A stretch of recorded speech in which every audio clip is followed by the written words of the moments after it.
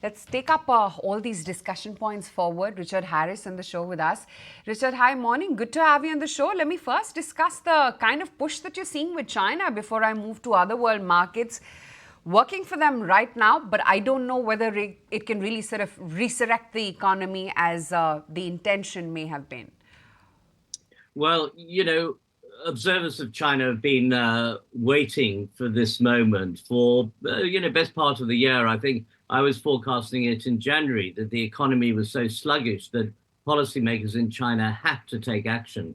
And now they have. The early stages, some of the announcements earlier in the week weren't quite as impressive as we thought, but now there are announcements coming out all the time. For instance, yesterday there was talk that there may be some help given to the grassroots, people who are in poverty, students who are looking for jobs, these kind of things, which is a departure from the previous, well, let's put money into the stock market or let's put money into banks or the real estate market. So I think it has been a pivot, and I think it has been quite important. But it's also important to remember that a lot of this is jammed tomorrow. I think that the Chinese authorities are still being quite cautious. They're announcing quite a lot, but equally so, some of this is more follow-on if things don't work rather than policies happening today. But I think the thing that is happened in China that has changed from the beginning of the week is that we're now looking at an environment where China is less likely to underperform. It's underperformed other world markets now for years. It's less likely to do that. Even if it performs in line, it's worth it for investors to take another look. And I think that's one reason why the markets are going up. What role do you think in the near term this entire OPEC or the oil market would play? Because oil going down is an indication of demand coming down. Do you think that is something which could be a harbinger of where the global demand is headed? Well, I think oil demand has been slowing in recent years anyway, because of the environmental issues. So we are maybe seeing some demand off the top.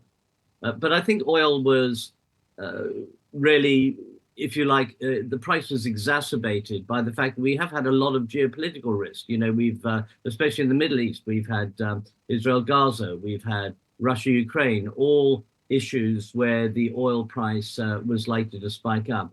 Also, the news that Saudi Arabia may come in and not look to support higher oil prices, but to try and capture back some of the market share that maybe they've lost to other competitors in the last few years. That's also quite big news in terms of bringing the oil price down.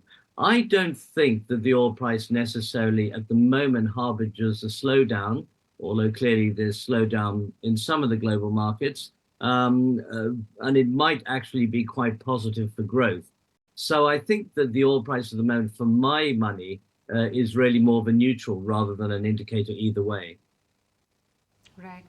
Also, Richard, what do you think the kind of reading that we've got on inflation as well as the labor data from the US is now indicating?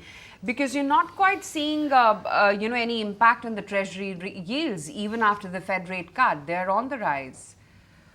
Well, I think it's the old story of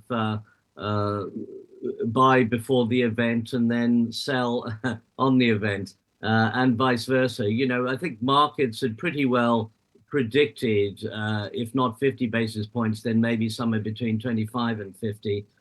So they pretty well, that was built into the price, just as Powell was speaking.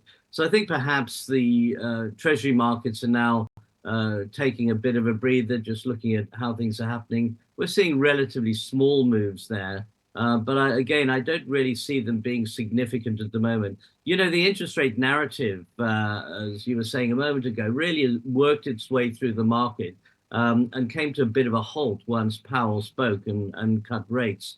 And I think that we're looking at other narratives now. The big one, of course, in the market is China. Oh, yeah, absolutely. Richard, so good having you on the show. Thanks, as always, for taking the time out and really, throwing some light on the entire globe, actually. There comes a time when your heart calls for you to arise. Plant your feet solid into the ground. Decide your own limits. And then break right through them. Because become something more. It's my time to rise.